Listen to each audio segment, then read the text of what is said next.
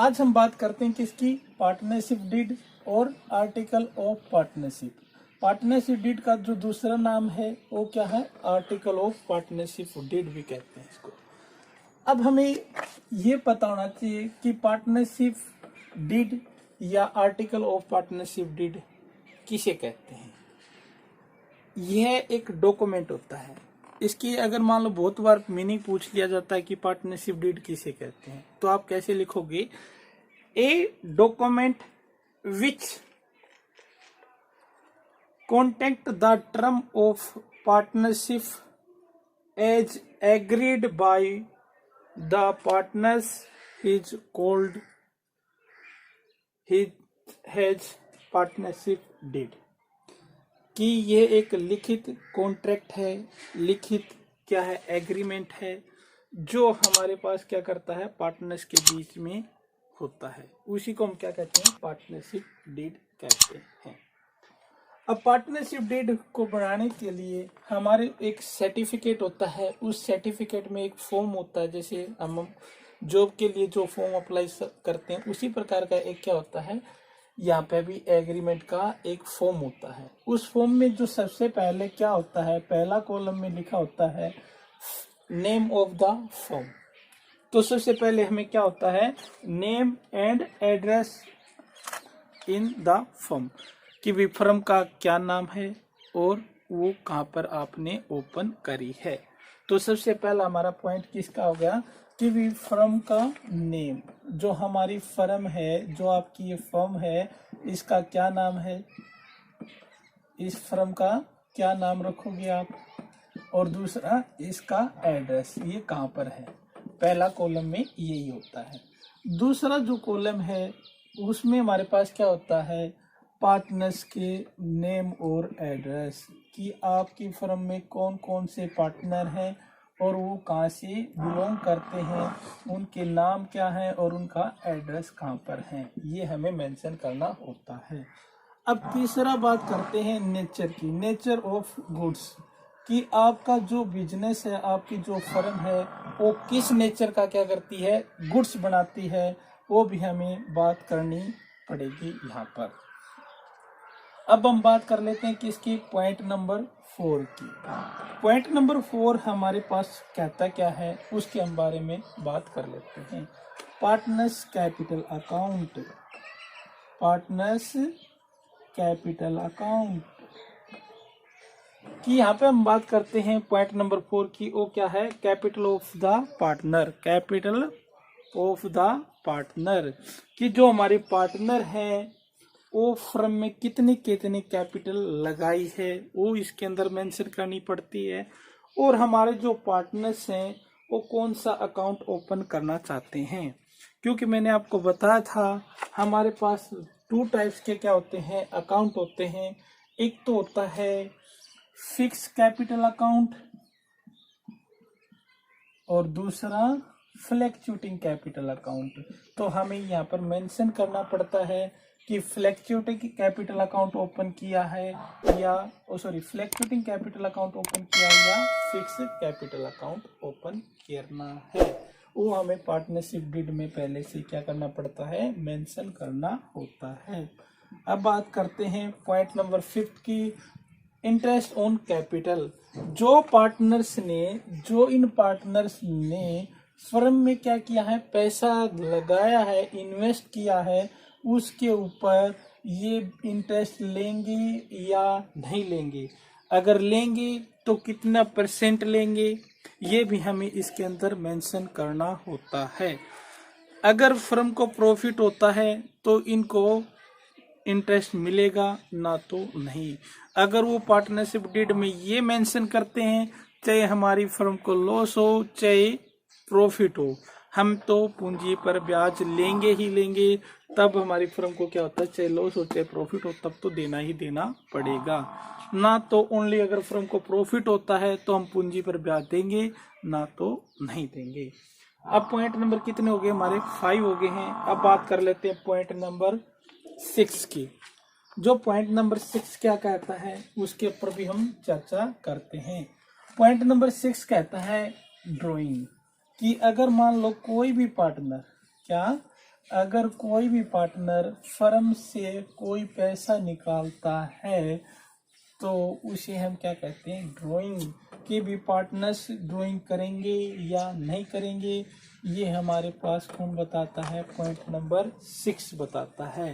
Point number 6 क्या बताता है, ड्राइंग के बारे में बताता है कि भी अपने निजी प्रयोग के लिए बिजनेस में से कोई गुड्स या पैसे निकाल सकते हैं या नहीं निकाल सकते, वो पॉइंट नंबर कौन बताता है, 6 बताता है। अब पॉइंट नंबर बात कर लेते हैं किसकी, 7 की, interest on drawing. Point number 6 क्या कहता है, इंटरेस्ट ऑन ड्राइंग। कि अगर आपने जो पैसा फर्म से निकाला है, जो पैसा हमने किससे निकाला है, ये हमारी जो फर्म है, अगर कोई भी पार्टनर अगर यहाँ से क्या करता है, पैसा निकालता है या कैश लेता है या काइंड में कोई भी चीज निकालता है, तो उसके ऊपर क्या होता है, ब्याज लगेगा या नहीं लगेगा, लगेगा तो कितने % ब्याज लगेगा, तो ये हमें क्या करना पड़ता है, इसमें मेंशन करना होता है। अब हम बात कर लेते हैं नेक्स्ट पॉइंट की। इंटरेस्ट ऑन ड्राइंग हमारा पॉइंट हो चुका है। अब प्रॉफिट शेयरिंग रेशो, क्या, profit sharing ratio. Point number 8 क्या कहता है, प्रॉफिट शेयरिंग रेशो। कि जो हमारे इस फर्म में जो ये हमारे पार्टनर हैं, ये किस रेशो में अपने जो फर्म का प्रॉफिट होगा किस रेशो में उसको बांटेंगे, उसके बारे में हमारे पास कौन बताता है, प्रॉफिट शेयरिंग रेशो बताती है। ये भी हमें इसके अंदर ही मेंशन करना होता है। पॉइंट नंबर 9, पॉइंट नंबर जो 9 है वो किसके बारे में बताता है, वो बताता है सैलरी और कमीशन। आपकी बुक में शायद सैलरी मिलेगा, बट उसकी जगह पर हम क्या लिख लो, साथ में कमीशन भी लिख लेना।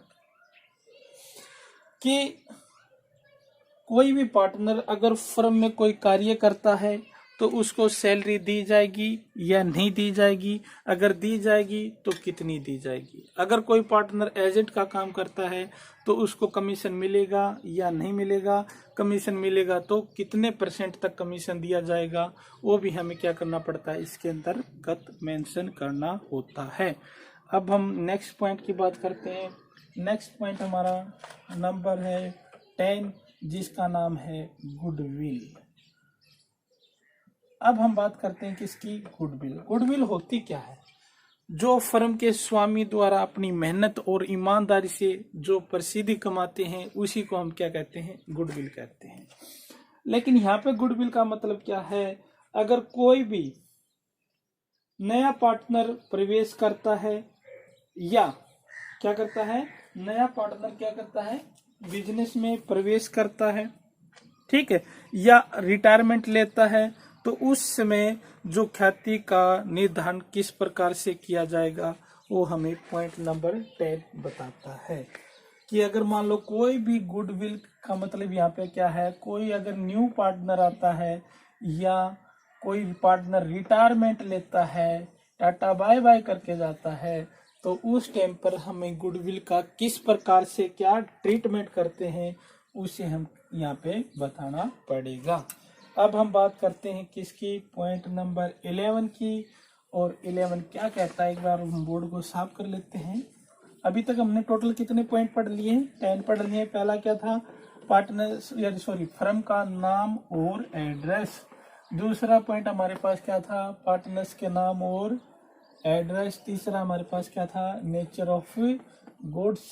और उसके बाद हमारा पॉइंट कौन सा, 4 क्या था, पार्टनर्स कैपिटल अकाउंट, की पार्टनर ने कितनी पूंजी लगाई है। फिर उसके बाद इंटरेस्ट ऑन कैपिटल, फिर कैपिटल की इंटरेस्ट ऑन कैपिटल के बाद हमारा ड्राइंग, फिर उसके बाद इंटरेस्ट ऑन ड्राइंग, फिर उसके बाद क्या, इंटरेस्ट ऑन ड्राइंग के बाद फिर क्या था, शेयरिंग प्रॉफिट रेशो, फिर सैलरी और कमीशन, और 10वां हमारा क्या था, गुडविल। अब हम बात करते हैं पॉइंट नंबर 11वां पॉइंट हमारा 11 नंबर क्या कहता है, accounting period of the firm.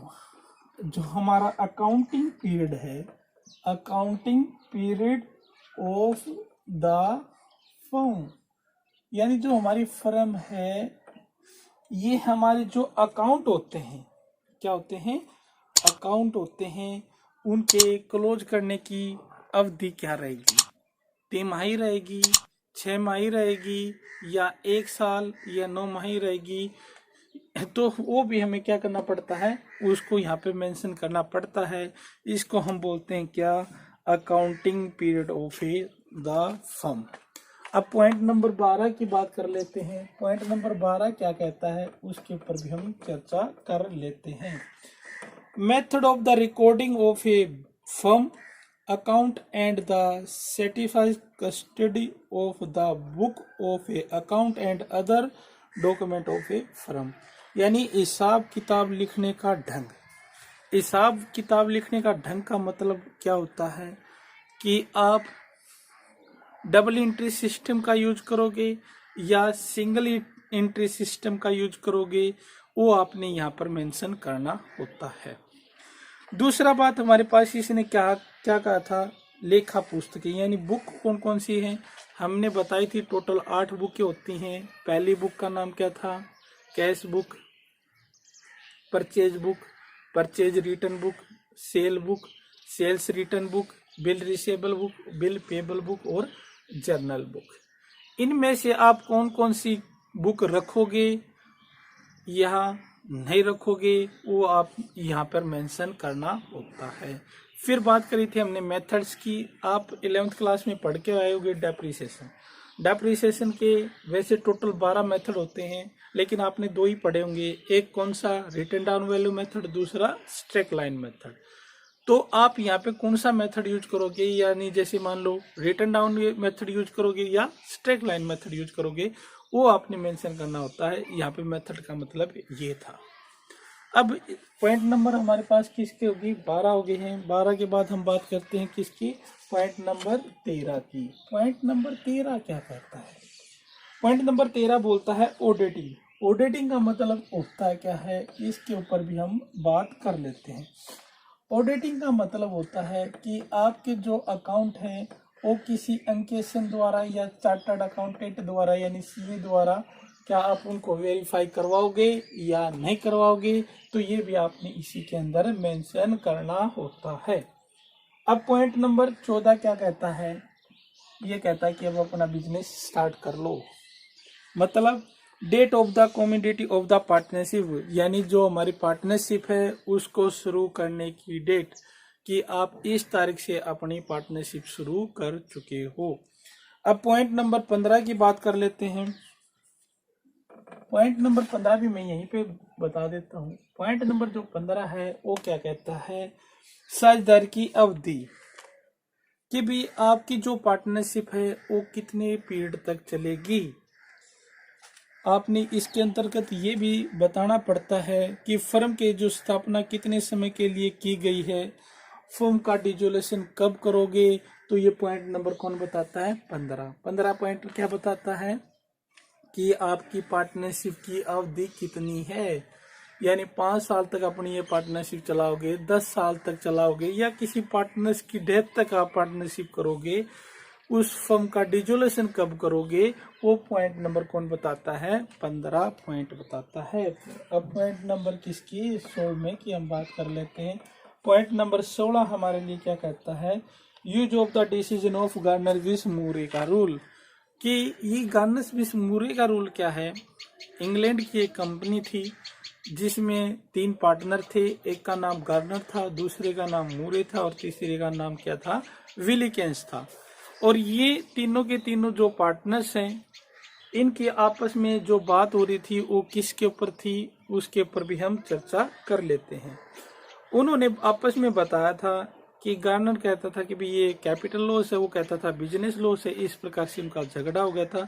इस झगड़े का निपटारा करने के लिए ये कोर्ट में चला गया था। तो इसी रूल का क्या नाम रखा था, गार्नर विस मूरे का रूल रखा था। क्या आप इस डिसीजन को यहाँ पे फॉलो करोगे या नहीं करोगे, वो भी आपने यहाँ पर मेंशन करना होगा। अब बात कर लेते हैं किसकी, पॉइंट नंबर 17। अब बात किसकी करते हैं, पॉइंट नंबर 17 हमारा क्या बोलता है, बैंक अकाउंट। पॉइंट नंबर 17 हमारे पास क्या कहता है, बैंक अकाउंट। कि भी आप बैंक में जो अकाउंट ओपन करवाओगे वो किसी पार्टनर के थ्रू करवाओगे, यानी किसी पार्टनर्स के नाम से ओपन करवाओगे या फर्म के नाम से ओपन करोगे, वो भी हमें क्या करना पड़ता है, इसके अंतर्गत मेंशन करना होता है। क्योंकि जो आपकी चेक बुक होती हैं उस पर जो साइन वगैरह होते हैं वो किसी पार्टनर के होते हैं। ठीक है, अब हम बात कर लेते हैं किसकी, पॉइंट नंबर 18 की। पॉइंट नंबर 18 हमारे लिए क्या कहता है उसके पर हम चर्चा करते हैं। Rule of the following in the case of admission of partner. अगर कोई भी पार्टनर हमारे बिजनेस में एडमिशन लेता है तो उसके लिए कौन कौन से रूल आपने फॉलो करने होंगे वो हमें यहाँ पे मेंशन करना होता है। तो इसे हम क्या बोलते हैं, rules of the following in case of admission of partner. अब पॉइंट नंबर 9 क्या कहता है, पॉइंट नंबर 9 कहता है rule of the following in the setting of the account of retirement. अगर कोई पार्टनर क्या करता है, रिटायरमेंट होता है, तो रिटायरमेंट के टाइम पर आप कौन कौन से रूल फॉलो करोगे ये भी आपने यहाँ पर मेंशन करना होगा। अब पॉइंट नंबर हम बात कर लेते हैं 20 की, 20 की। 20 माह अगर ये कहता है अगर आपका कोई झगड़ा वगैरह हो जाता है, उस झगड़े का निपटारा करने के लिए हम किसका फॉलो करेंगे, पार्टनरशिप डीड का यूज करेंगे। ये था हमारे लिए पूरे के पूरे 20 पॉइंट किसके, पार्टनरशिप डीड के। अब इससे आगे हम चर्चा करते हैं, अगर हम पार्टनरशिप डीड का यूज नहीं करते, अगर पार्टनरशिप डीड नहीं बनाते तो फिर हम कौन कौन सा चीज को फॉलो करें।